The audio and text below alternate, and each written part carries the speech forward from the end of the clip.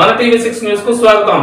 April 22న Pahalgam లో జరిగిన ఉగ్రదాడికి బదులుగా భారత సైన్యం చేపట్టినటువంటి ఆపరేషన్ సింధూర్ లో పాల్గొన్న వీరవనితలు సోఫియా కురేషియా, యోమికా సింగ్ వీరిరువురు వీర నారీమణులకు భారత సైన్యానికి సంఘీభావం తెలుపుతూ మా మద్దతు ఎల్లప్పుడూ మీకు ఉంటుందని చాటి చెబుతూ ఆపరేషన్ సింధూర్ సంఘీభావ ర్యాలీని ఖమ్మం జిల్లా పెనుబల్లి మండలం విఎంఐలోని అభయాంజనేయ స్వామి ఆలయం వద్ద నుండి పెనుబల్లి మండల కేంద్రంలోని కోదండ రామాలయం వరకు విఎంబంజరా పెనుబల్లి పౌరులు కులమతాలకు అతీతంగా పార్టీలకు అతీతంగా సింధూర్ సంఘీభావ ర్యాలీని ఘనంగా నిర్వహించారు।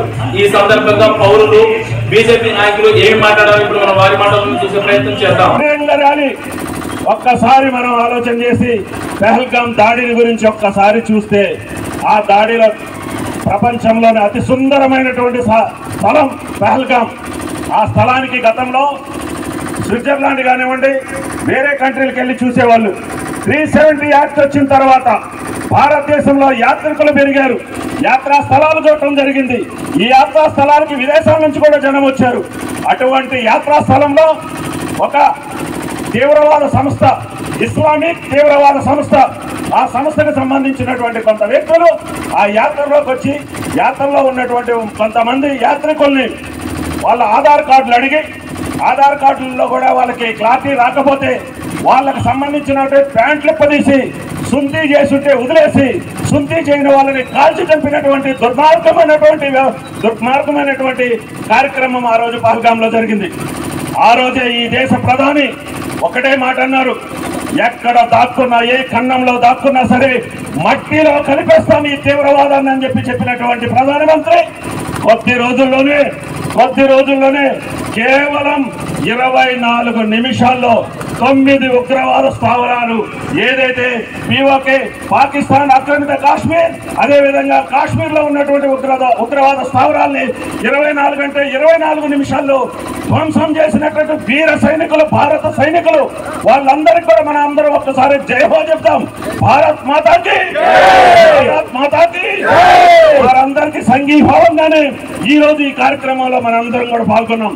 ఈ రోజు ఏదైతే ఆ సైనికుల యొక్క వారి ధైర్య సాహసాలకి వారు ఏదైతే బార్డర్లో ఉండి మనందరి రక్షణ కోసం వారు అక్కడ కాపలా కాస్తున్నారు కనుక మనం ఇక్కడ సురక్షితంగా ఉన్నాం।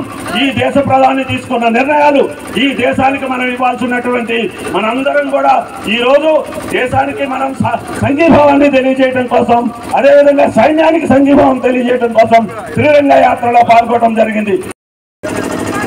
మహిళా సోదరీమణులకు, సోదర సోదరులకు పహల్గామ్ దాడిలో అసువులు బాసిన మన హిందూ సోదరులకు నివాళులు అర్పిస్తూ ఆ పాకిస్తాన్కు 22 నిమిషాల్లో తగిన బుద్ధి చెప్పిన వీర సైనికులకు కృతజ్ఞతలు తెలియజేస్తూ ఈరోజు సింధూర్ ర్యాలీ నిర్వహించిన ఈ మహిళా సోదరీమణులందరికీ శిరస్సు వంచి నమస్సుమాంజలి తెలియజేస్తున్నాను।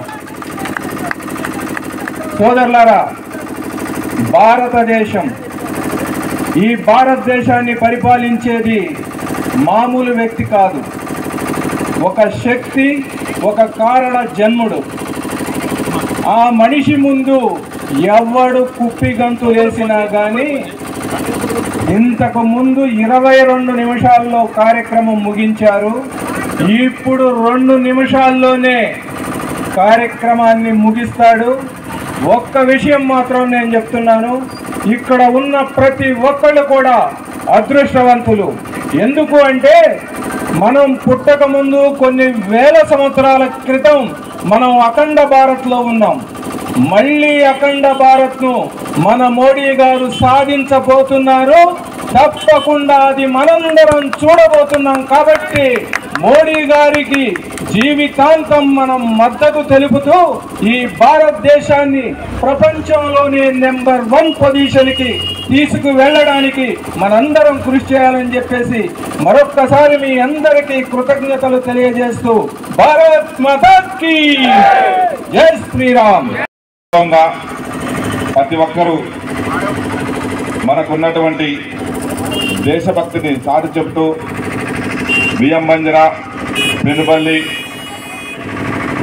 జాతీయవాదులు, మహిళా మూర్తులు, మేధావులు అందరూ కూడా ఈ ర్యాలీని సెంటర్ నుంచి ఇక్కడ వరకు అద్భుతంగా క్రమశిక్షణతో చేరుకున్నందుకు మహిళా మూర్తులు కుంకుమ భరణతో సింధూరుతోనూ దీపాలతోనూ